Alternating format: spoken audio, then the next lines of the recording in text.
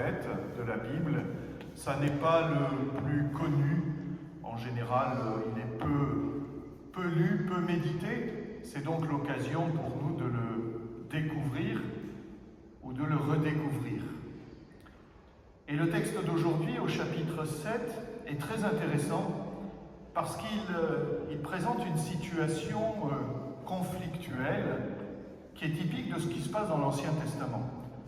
Dans l'Ancien Testament, la société juive est construite sur un tripode.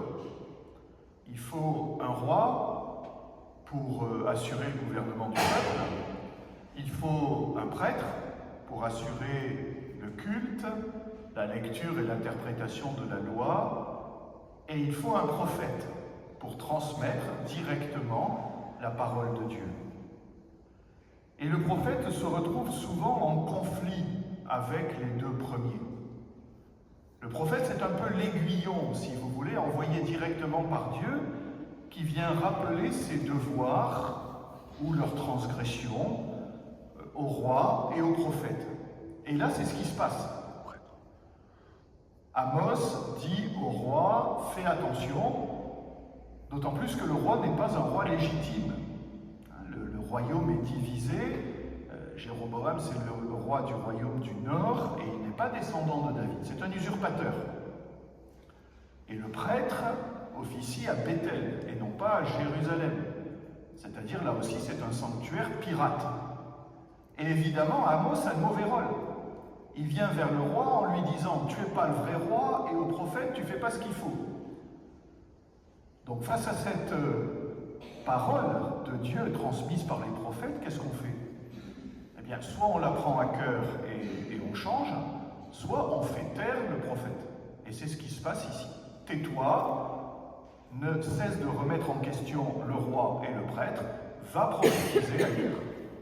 On cherche pas à le tuer, mais au moins à l'envoyer à perpète pour éviter que sa parole titille, ennuie, contrarie le roi et le prophète.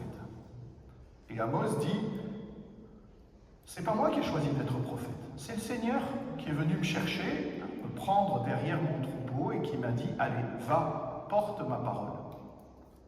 Et on comprend en général pourquoi les prophètes n'étaient pas volontaires. Il fallait que le Seigneur les prenne parfois même de force pour les envoyer porter la parole, parce que les prophètes n'étaient pas idiots.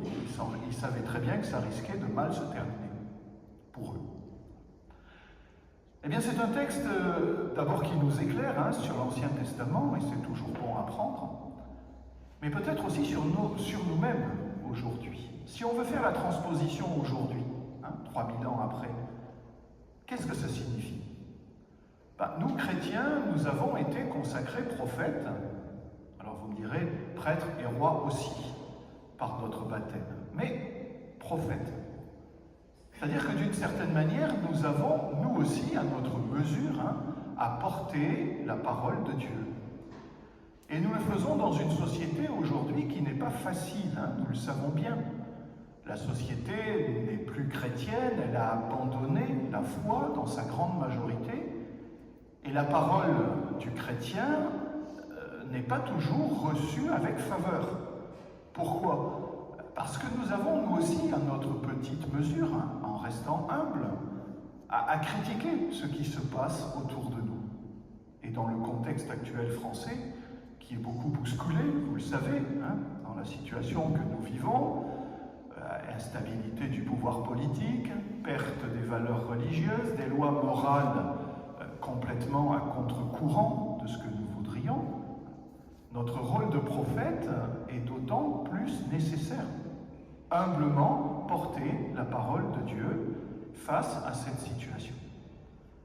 Est-ce que nous allons être bien reçus? C'est la même chose que pour Amos. La réponse est non. La réponse est non. Parce que nous avons une parole qui contrarie, qui va contre les choix, les orientations, les tendances de la société actuelle. Est-ce que nous devons pour autant partir ailleurs, nous taire, comme certains voudraient le faire? Je ne pense pas. Notre parole doit être ajustée, elle vient de Dieu, elle n'est pas forcément toujours accusatoire, parce qu'elle ne serait pas reçue, mais elle doit porter le message de l'Évangile dans cette société, quitte à ce que nous soyons montrés du doigt ou peut-être tenus à l'écart. Cela ne doit pas nous décourager. C'est le rôle du prophète. C'était déjà le cas dans l'Ancien Testament, ce fut le cas pour Jésus, c'est notre cas à nous aussi. Alors aujourd'hui, voyez, posons-nous cette question, comment est-ce que j'honore cette dimension de prophète que j'ai reçue avec mon baptême? Est-ce que je suis capable de porter humblement, à ma mesure, mais en vérité, une parole qui vient de l'Évangile, qui vient de l'Église, qui vient de Dieu, face à ce monde dans lequel je vis? Est-ce que je le fais sans arrogance, mais avec courage, même si les conséquences sont parfois pénibles? Amen.